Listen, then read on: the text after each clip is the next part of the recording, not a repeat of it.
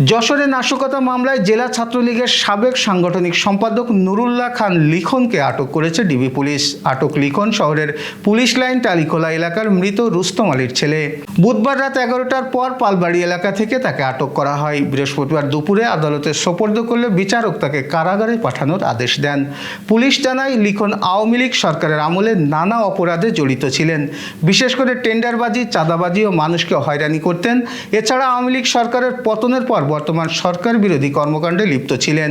ফেসবুকে শেখ হাসিনার বক্তব্য ছড়িয়ে অস্থিরতা সৃষ্টি করছিলেন। তদন্তে আরও উঠে আসে, আওয়ামী লীগ সরকার পতনের পর 2024 সালের 18 নভেম্বর যশোর সদর উপজেলার কানাইতলা গ্রামে একদল দুর্বৃত্ত নাশকতা চালায়। গাড়ি ভাঙচুর, অগ্নিসংযোগ ও বোমার বিস্ফোরণ ঘটায়। এই ঘটনায় কোতোয়ালি থানায় মামলা হয়। ওই ঘটনার সঙ্গে জড়িত ছিলেন লিখন। তাকে ওই মামলায় আটক দেখিয়ে আদালতে সোপর্দ করা হয়েছে। বিচারক তাকে কারাগারে পাঠানোর আদেশ দিয়েছেন।